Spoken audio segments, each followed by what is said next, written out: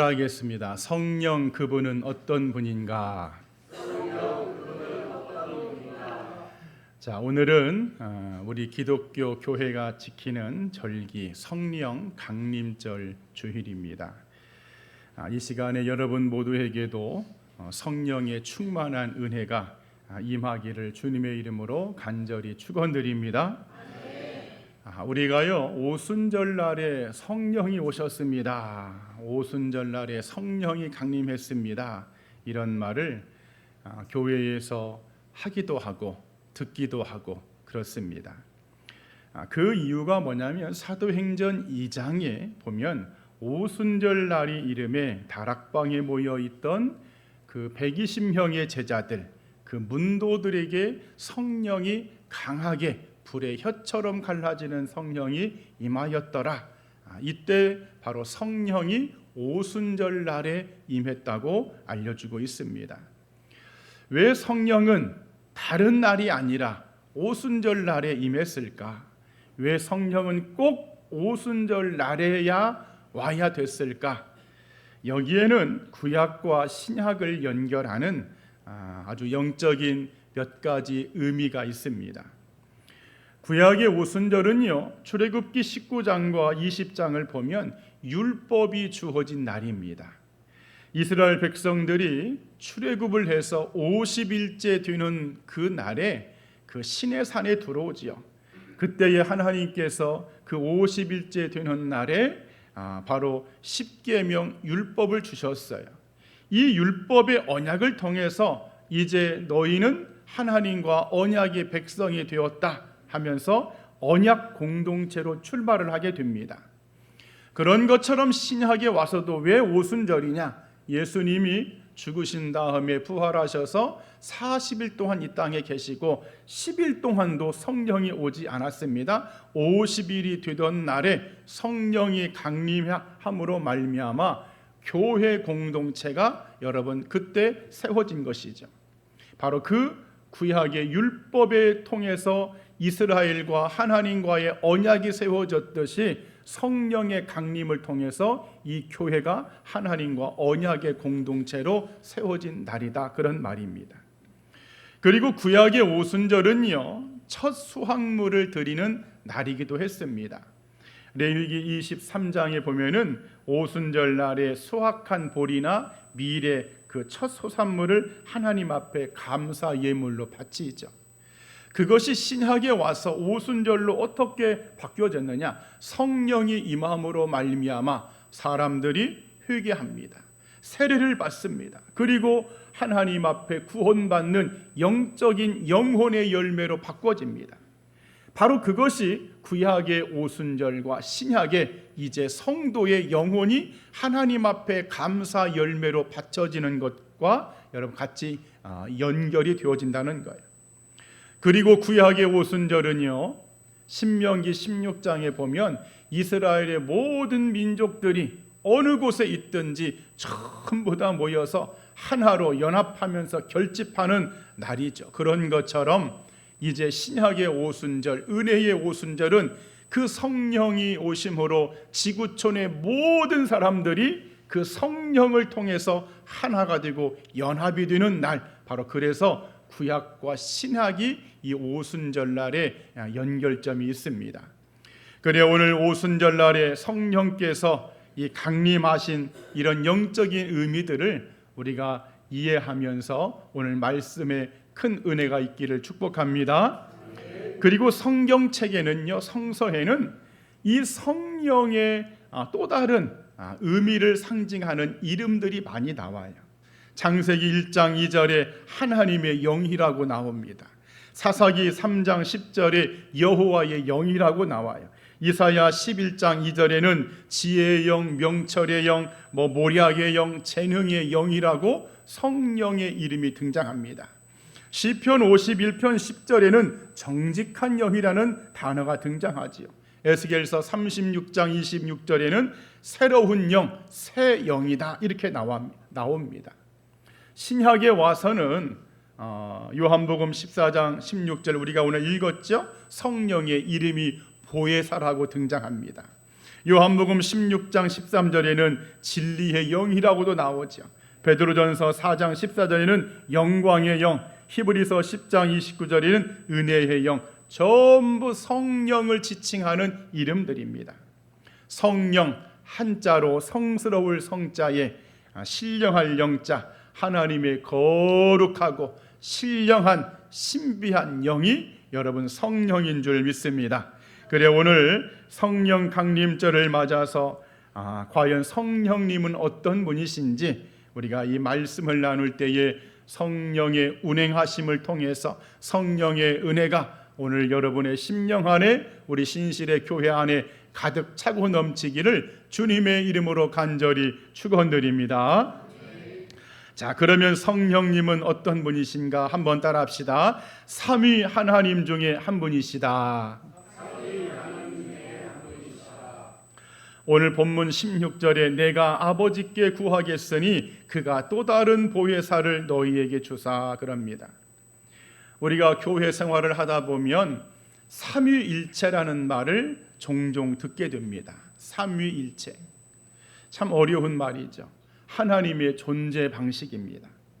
하나님은 분명 한 분으로 존재하시는데 그 인격과 위격이 세 가지로 역사한다.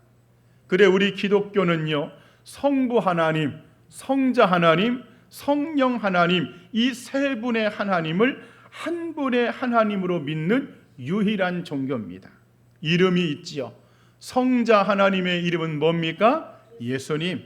성부 하나님의 이름은 뭡니까? 야훼 여호와라고 합니다. 그리고 성령 하나님의 이름은 다 함께 보혜사.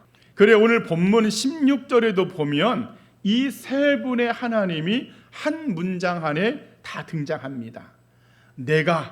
내가는 누굽니까? 성자 하나님 예수님이죠. 아버지께 구하겠으니 아버지는 성부 하나님 여호와 하나님입니다. 또 다른 보혜사를 너희에게 주사, 보혜사 성령 하나님을 의미하죠. 다시 말해 하나님은 한 분이시면서 세 분이시면서 한 분으로 존재하시는 분이시다. 이것이 뭐라고 여러분들? 삼위일체 신앙입니다. 여러분 이것을 믿지 못하면 여러분은 진짜 기독교인이 아닙니다. 아셨죠?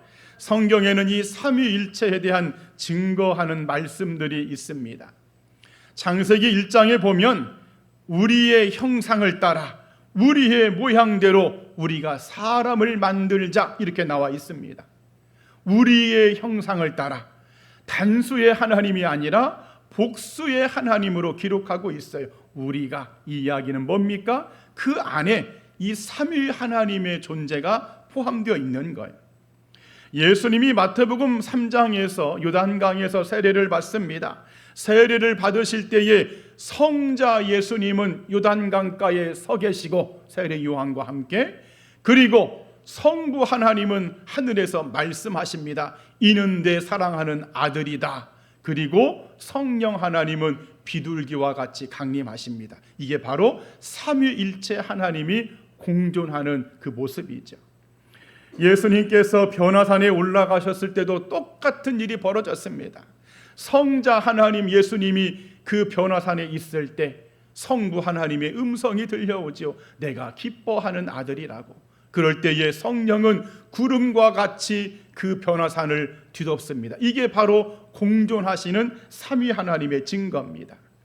예수님은 마태복음 28장에서 너희는 가서 모든 족속으로 제자를 삼아 아버지와 아들과 성령의 이름으로 세례를 주라고 하시면서 삼위일체 하나님을 강조하죠. 요한복음 10장 30절에서는 예수님이 친히 나는 아버지와 하나다라고 말씀하시죠. 이것 때문에 신성모독이라고 해서 아주 곤욕을 치렀어요. 그러한가 하면 신약의 서신서에서는 사도들이요, 언제나 말씀을 마무리할 때에 주 예수 그리스도의 은혜와 하나님 아버지의 사랑과 성령의 교통하심이 너에게 있을지어다 하면서 제가 여러분들에게 항상 예배 끝날 때마다 예수님의 자비하심과 성령의 그 하나님 아버지의 사랑하심과 성령의 보호하심이 있을지어다 하는 것처럼, 그렇게 그들도 서신서에서 성령의 그 삼위일체 하나님을 증거하고 고백하는 말씀들이 등장합니다. 여러분, 그렇기 때문에 성령은 어떤 분이시냐? 정확하게 삼위일체 하나님 중에 삼위 중에 한 분의 하나님이신 것을 여러분이 꼭 믿는 은혜가 있기를 축원드립니다. 20세기 최고의 현대 기독교의 변증가 신학자로 꼽히는 C.S. 루이스라는 분이 있습니다. 조금 신앙생활을 하신 분들은 이 이름을 기억할 겁니다. 이분은 처음에요, 삼위일체 교리를 믿지 못했답니다. 아니, 어떻게 하나이신 하나님이 셋이 될 수 있느냐? 어떻게 하나님과 예수님과 성령이 본질이 같을 수 있느냐? 나는 그거 인정하지 못한다. 그런데 그의 친구인 기독교 철학자인 톨킨이라는 사람이 있는데, 이 사람과 깊은 대화를 나눕니다. 성경의 깊은 대화를 나누면서 그의 마음 문이 열렸어요. 그가 삼위일체 교리를 믿음으로 받아들입니다. 그 C.S. 루이스가 쓴 그 순전한 기독교라는 책에 보면 그가 이렇게 말하죠. 삼위일체란 새 인격의 사랑의 춤이다. 우리는 그 춤 속으로 초대를 받는다. 하나님은 사랑이시기에 처음부터 셋이었다. 사랑은 혼자 할 수 없는 것이다. 사랑의 본질을 통해서 삼위일체를 그가 이해를 했다는 거예요. 우리 기독교사에요, 사도 바울 다음으로 아주 훌륭한 인물을 꼽으라면 어거스틴을 꼽을 수 있습니다. 이 어거스틴도 초창기에는 이원론을 신봉했기 때문에 삼위일체 개념을 부정하고 믿지 않았다고 합니다. 그런데 이 삼위일체에 대한 신비가 그의 마음에 뭔가 번민으로 있을 때에 그가 어느 날 해변을 걷고 있었어요. 바닷가 해변을 걷고 있는데 어떤 꼬마 아이가 모래를 막 파가지고 그 속에다가 바닷물을 계속 갖다가 붓는 거예요. 얘야, 너 지금 뭐하냐? 그랬더니 그 아이가 하는 말이, 저기 있는 바닷물을요, 제가 여기다가 다 갖다 모을 겁니다. 그건 불가능하지 않겠니? 그러자 환상인지 꿈인지 그 아이가 이렇게 말을 하더라는 거예요. 삼위일체의 신비를 당신의 그 작은 이성의 머리로 전부 담으려고 하는 것도 이와 마찬가지가 아닙니까? 그 말과 함과 동시에 아이가 사라졌다는 거예요. 나중에 어거스틴이요, 자신의 대표 책인 저서인 삼위일체에 대한 책에서 이런 고백을 합니다. 하나님은 셋이되 하나이시며 하나이시되 셋이다. 우리가 다 이해할 수 없지만 이 진리는 믿음 안에서 받아들여져야 된다. 삼위일체는 이성으로 깨달아서 아는 것이 아니라 믿음으로 믿는 거라, 그렇게 그가 책에 썼습니다. 한번 따라합시다. 삼위일체는 믿음으로 믿어야 한다. 어떤 이성과 과학과 논리로 해석을 해서 따져서 객관적으로 주관적으로 그런 차원을 뛰어넘는, 절대로 인간의 머리로는 해결이 되지 않기 때문에 지금도 삼위일체가 해결이 되지 않습니다. 여러분들, 그것은 그냥 믿는 거예요. 성경이 말씀하고 있고 하나님이 말씀하고 있기 때문에 이 세 분의 하나님은 하나이시라는 것을 믿음으로 받아들여야만이 되는 것이지, 그것을 신학적으로 여러분 되지 않는다는 거예요. 그래, 오늘 저나 여러분들, 우리는 성령의 하나님을 말할 때 우리가 오늘도 막 성령에 대한 찬양을 막 불렀습니다. 성령님 오시옵소서 노래도 부르고 기도도 하는데, 정확하게 성령이 바로 삼위 하나님 중에 한 분, 자리가 엄연하게 있는 그 하나님인 것을 여러분이 반드시 알기를 축복합니다. 여러분, 이것을 믿지 못하면 여러분의 신앙은 잘못된 신앙이고, 이것을 믿지 못하면 이단에 빠질 수 있습니다. 여러분, 그렇기 때문에 믿음의 선진들도요, 니케아 신경이라든지 지금 오늘날 우리도 사도신경을 여러분 고백하고 있잖아요. 여러분, 왜 그렇게 이단들이요 사도신경을 하는 것을 거부하는 줄 아세요? 그 삼위일체에 대한 논리를요 뭔가 꼬아가지고 그 기독교인들을 여러분 혼란시키기 위한 이단들의 작전입니다. 분명히 사도신경에 나는 성령을 믿사오며 나오잖아요. 여러분들, 사도신경에는 분명히 성부 하나님, 성자 예수님, 성령 하나님이 등장합니다. 근데 이단들은 어떻게든지 그걸 못하게 해요. 아니, 사도신경이 성경에 어디가 있느냐, 주기도문은 성경에 있지만 없는 사도신경을 왜 그렇게 우리 개신교는 한단 말인가 하면서 그것 가지고 성도들을 현혹합니다. 여러분, 정확하게 삼위일체 하나님을 여러분 믿는 은혜가 있기를 축원드립니다. 오늘 이 성령 강림절, 그렇구나, 성령님도 단순하게 그냥 어떤 연기와 같은 존재가 아니라 한 분의 하나님으로 자리가 있고 인격이 있고 위격이 있는 하나님이시구나. 여러분, 이것을 정확히 고백하는 오늘 이 성령 강림절이 되기를 주님의 이름으로 간절히 축원드립니다. 또 두 번째, 성령님은 어떤 분이신가 따라합시다. 보호하시며 도와주시는 분이시다. 오늘 우리가 읽었던 본문 16절의 마지막에 영원토록 너희와 함께 있게 하리니 그럽니다. 성령 하나님의 이름은 앞서 말씀을 드린 대로 보혜사라고 합니다. 원어적으로 파라클레토스라고 하는데 돕는 분이시다, 후원자이시다, 교통하시는 분이시다, 위로자이시다, 지키시는 분이시다, 이런 뜻을 가지고 있습니다. 예수님이요 승천하시면서 이렇게 말씀하셨어요. 얘들아, 앞으로 내가 나를 못 보니까 외롭고 나를 그리워하겠지만 그럴 필요 없다. 내가 올라간 다음에 성령께서 강림하셔서 너희를 도와주실 것이다.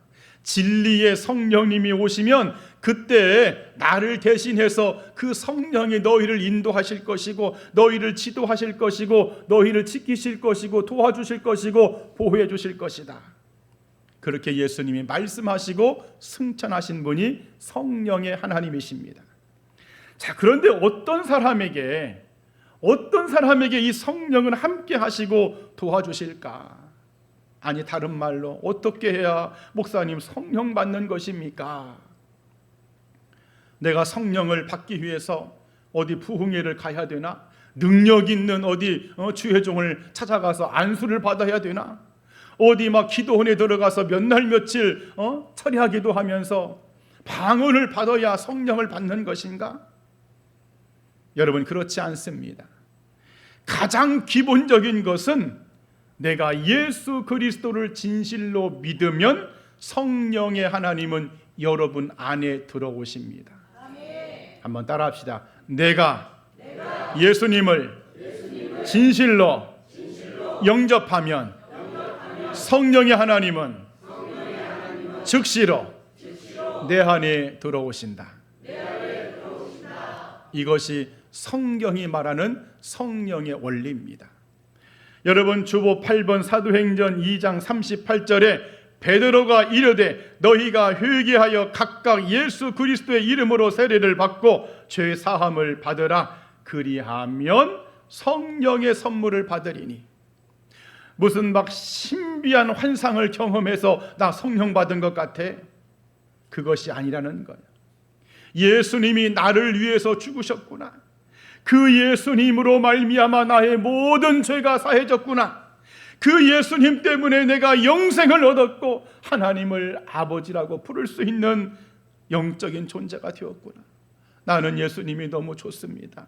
나는 예수님이 없이는 살 수 없습니다. 예수님은 나의 신랑이고 나의 구세주고 나의 메시아고. 여러분, 그렇게 내가 그 예수님을 영접한다면 성령은 자동적으로 여러분 안에 내주하시며 임재하신다는 사실입니다. 마치 근본에 우리 대선 치루었습니다. 대통령이 딱 당선이 되니까 청와대의 경호원들이요 달라붙습니다. 철저한 경호가 이루어지죠. 그런 것처럼 예수님을 나의 구세주로 믿고 고백하면 성령은 그때부터 내 안에 내주해 주셔서 나와 함께, 나와 더불어서 나를 도와주시고 인도하시고 지도하시고 인도하시고 안내해 주신다는 사실을 굳게 믿기를 축원드립니다. 헬렌 로즈비어라는 분이 있습니다. 이분은 영국 출신의 선교사인데 콩고에 가서 20년 동안 의료 선교를 했어요. 그녀의 간증 중에 이런 간증이 있습니다. 한밤중에 이 헬렌 닥터 선교사님에게 소식이 들려오기를, 선교사님 큰일 났습니다. 어떤 엄마가요, 애 낳다가 엄마는 죽어버렸고요, 애기는 살아있는데 이 애기도 지금 언제 죽을지 모릅니다. 빨리 오셔가지고 이 아이를 살려주셔야 됩니다. 가서 보니까 아기가 거의 이거, 엄마는 이미 죽었고 조산에서 죽었고, 이 아기를 살리기 위해서 일단 병원으로 막 급하게 데리고 왔어요. 데리고 와서 아무리 응급조치를 해도 이 아기가 살아날 가망성이 너무 없습니다. 특별히 이 아이가 살아나기 위해서는 물병이 필요한데, 따뜻한 그 고무로 되어 있는 그런 물병이 필요한데 그 물병이 때마침 그 병원에 없는 거예요. 안 되겠다. 그 병원에 있는 다른 환자 아이들을 다 불러가지고 얘들아 우리 기도하자. 막 기도합니다. 그때 한 10살 먹은 정도의 아기가, 소녀가, 하나님 저 아이를 살릴 수 있도록 오늘 안에 새 물병을 좀 보내주세요. 그리고 혹시 저 아이의 엄마는 낳다가 죽었으니까 아이가 엄마가 없어서 외로우면 안 되니까 저 아이가 끌어안고 잘 수 있는 인형도 하나 보내주세요. 이렇게 하고 예수님의 이름으로 기도합니다. 아멘을 했어요. 하지만 이 헬렌 선교사님도 그런 기도를 하긴 했지만 속으로 자기가 그렇게 생각을 했답니다. 물건이 도착하려면 시간이 많이 걸리고 오늘 안에 물병이 온다는 그것이 과연 올까 믿어지지가 않는 거예요. 그런데 그날 오후에 영국에서 소포 하나가 도착했어. 그 소포의 뚜껑을 여는 순간 물병이, 거기에 물에 차 있는 물병이 그대로 있습니다. 그리고 물병을 열어봤더니 인형이 하나 있는 거예요. 여러분, 그럴 때에 이 헬렌 선교사의 눈에서 눈물이 주르르 흘러내립니다. 하나님 역사하셨군요. 성령께서 이미 모든 것을 아시고 역사하셨군요. 여러분, 이것이 뭐냐? 이런 기적과 능력이 뭐냐? 보혜사 성령님이 저나 여러분들을 보호하시고 도우시는 성령의 역사인 줄 믿습니다. 그 유명한 데이빗 윌커슨이라는 목사님이 있지요. 이분은 굉장히 훌륭한 사역자입니다. 십자가와 칼이라는 책을 썼고 뉴욕의 그 10대들, 마약에 찌든 어렸을 때부터 그냥 술, 담배 먹고 마약을 했던 그 아이들, 마약 중독자들을 위한 전문 사역자였어요. 어느 날 그의 사역을 하기 위해서 비행기를 타고 가야 됩니다. 비행기를 타고 가기 직전에 성령께서 그의 마음에 윌커스나 저 비행기를 타면 안 된다. 저거 타지 말아라. 성령의 강력한 음성을 듣습니다. 주변에 있는 참모진들에게 아무래도 내가 저 비행기를 탈 수 없을 것 같다. 아니 목사님 왜 그러십니까? 저거 타야 됩니다. 지금 저기 사역지에 지금 중요한 집회가 있습니다. 가야 됩니다. 아닙니다. 성령께서 나에게 그렇게 말씀하셨습니다. 주변에 있는 분들은 다 회의적이야. 저거 너무 속된 말로 오버한다는 것이죠. 그런데요, 끝내 비행기를 타지 않았어요. 비행기가 이륙하고 얼마 지나지 않아서 기체 결함 교장으로 여러분 폭발해 버렸습니다. 그럴 때에 이 데이빗 윌커슨이 나중에 이런 신앙 고백을 했죠. 성령의 하나님은 우리의 감정이 아니라 생명을 지키시는 분이시다. 하나님의 음성은 종종 인간의 머리로 이해할 수 없지만 분명한 하나님의 음성이라는 거예요. 믿음으로 받아들이라는 거예요. 여러분, 이렇게 성령의 하나님은 저나 여러분들에게 오셔서 오늘도 내일도 앞으로도 우리를 보호해 주시고 도와주시는 좋으신 하나님임을 믿습니다. 뿐만 아니라 하나님 아버지와 늘 교통할 수 있도록 우리의 신앙과 믿음이 잘못된 길로 가지 않도록 인도하시는 분임을 믿습니다.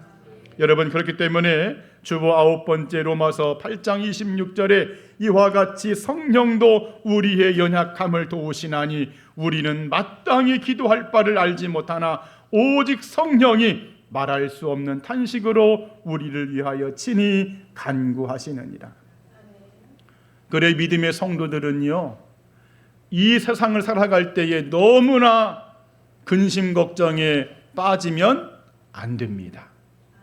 너무 초조해하고 불안해하고. 왜냐? 성령께서, 내가 진실로 예수님을 믿는다면 지금 내 안에 누가 계시다? 성령님이 계십니다.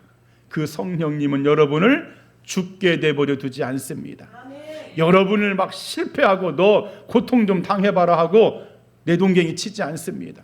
여러분, 어떤 부모가, 어떤 그 아버지가요, 어린 자식이 개울가로 혼자 걸어가는데 너 그래 거기 가서 빠져 죽어라, 그런 부모 한 사람도 없습니다. 낭떠러지로 가는데 칼을 짚는 그 어린 자녀에게 그래 칼 가지고 놀아라, 그런 부모가 어디 있습니까? 성령께서 그렇게 우리의 인생을 도와주신다는 사실입니다.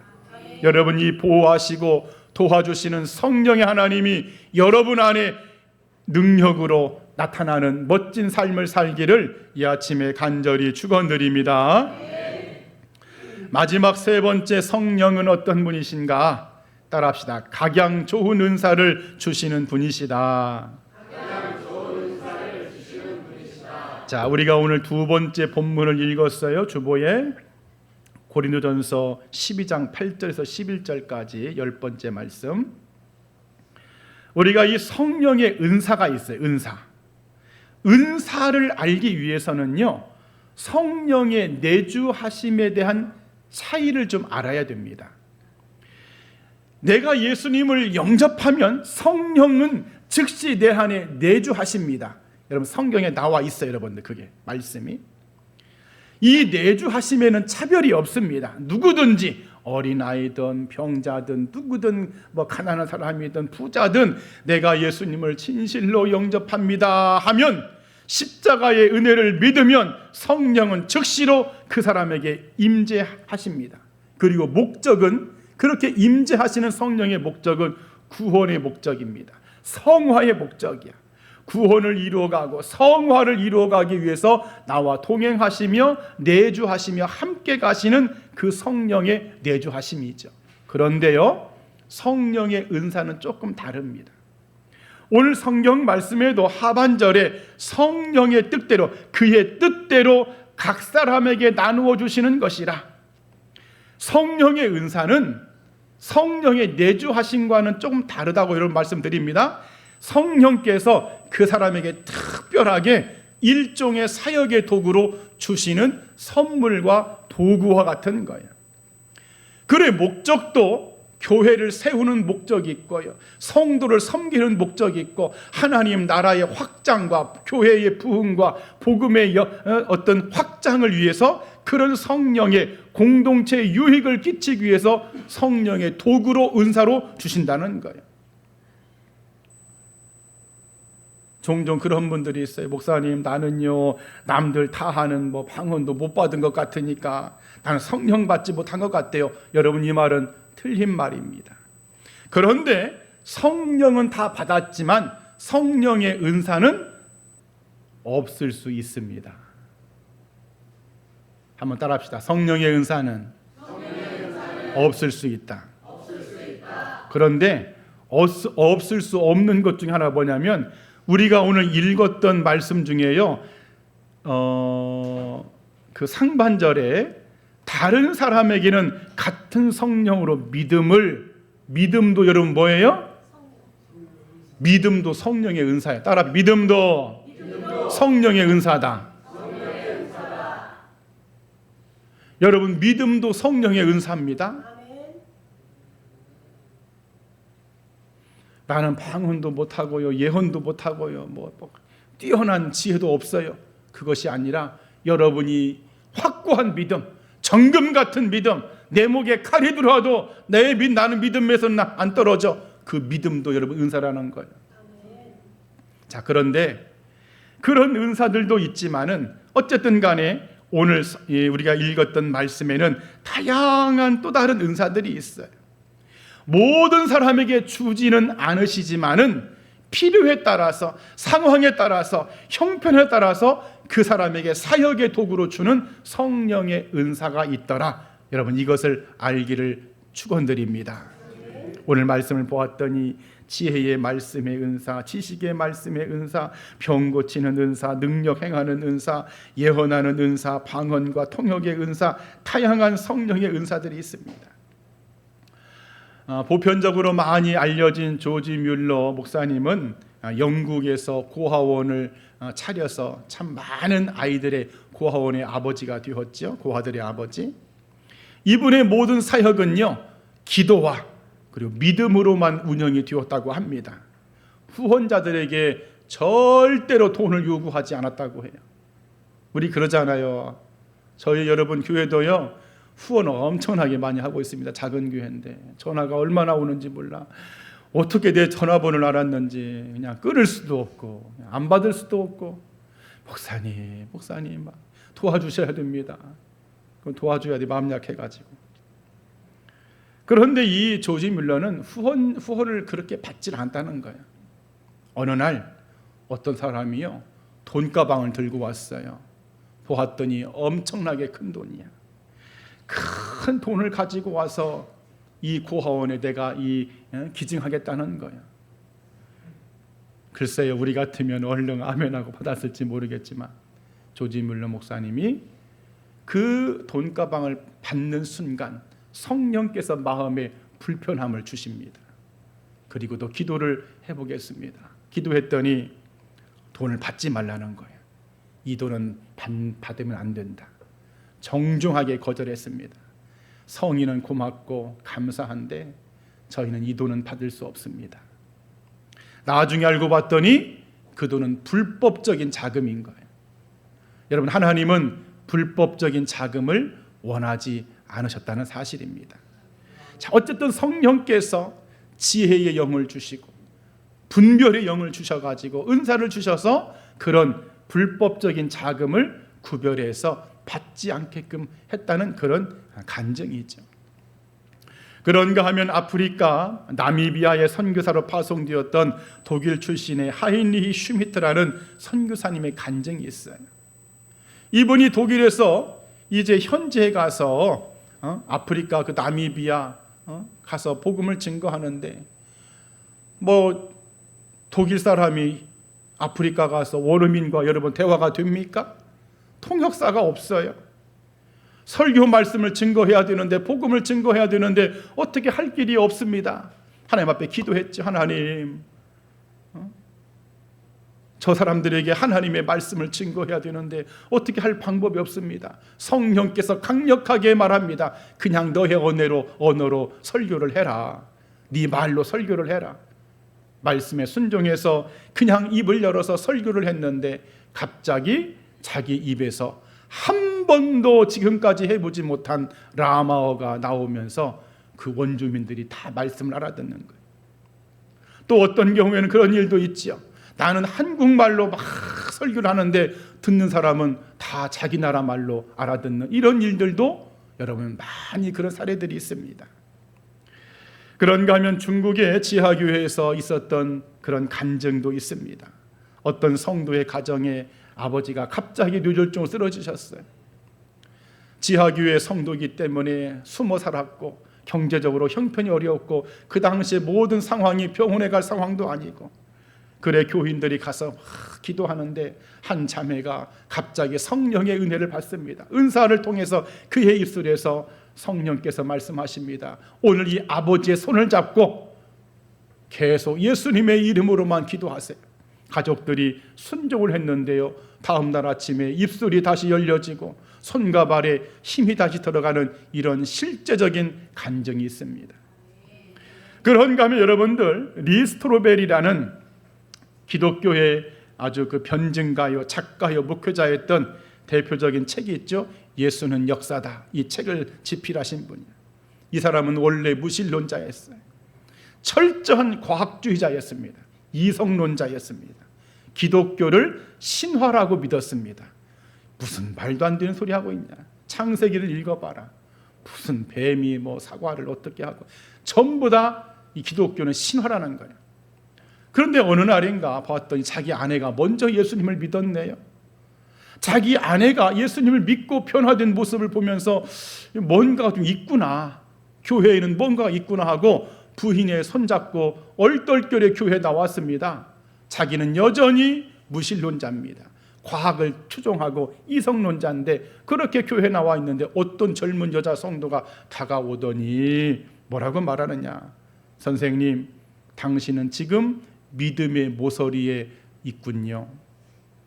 믿음의 모서리에서 가장자리에서 망설이고 있군요. 하나님은 당신이 돌아오기를 원하십니다. 당신의 손을 붙잡기를 원하십니다. 이 이야기를 뜬금없이 하고 가는 거예요. 그런데 그 말이 이 리스트로벨이라는 이 목회자의 가슴에 비수처럼 꽂힙니다. 나중에 그가 그런 고백을 했어요.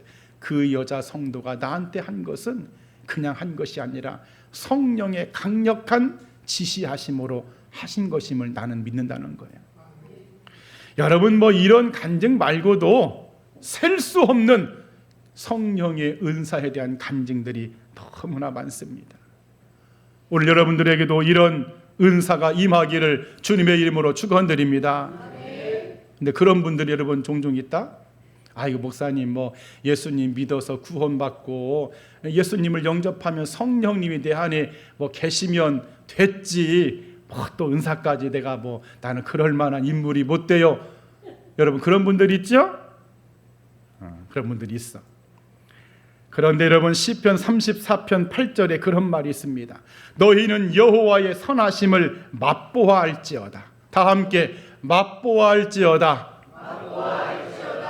남편들이요, 애기 키우다가 분유 몇 숟가락 떠먹고 너무 맛있는 거야. 이 분유가 와이프가 보니까 애기 주려고 봤더니 분유가 없어. 누가 다 먹었어 이거? 맛보아 알지어다. 여러분들, 옛날에 장롱에 할아버지들이 벽장에다가 꿀단지 숨겨놨는데 어느 날 먹어보려고 봤더니 애들이 다 퍼먹었어. 왜? 맛보아 알지어다. 여러분들, 맛을 보았더니 이게 중독성이 있는 거야. 끊을 수가 없네. 계속 먹어지는 거야. 여러분, 우리가 이왕에 하나님을 믿고 예수님을 믿고 신앙생활을 하는데 맛을 보고 먹어보고 경험한 사람과 그냥 귀로만 그런 것이 있다더라, 그냥 귀로만 그런가 보다, 그것과 여러분 얼마나 큰 차이가 있겠습니까? 우리가 지금 만나를 먹어보지 못하지만은 그 만나가 꿀송이처럼 달다고 하는데 그것을 먹어본 이스라엘 백성들과 그냥 막연하게 여러분 아는 우리와 얼마나 차이가 많겠습니까? 바라기는 여러분도 성령의 은사를 맛보아 알기를 축원드립니다. 이왕에 믿는 것, 하나님 나에게도 성령의 은사를 좀 주세요. 방언도 주시고요, 예언의 능력도 주시고요, 병 고치는 은사도 주셔서 나도 교회를 위해서 성도를 섬기고 하나님 나라를 위해서 나도 한번 쓰고 싶습니다. 사용하고 싶습니다. 분명히 성경은 말합니다. 성령을 사모하는 자에게 주신다는 거예요.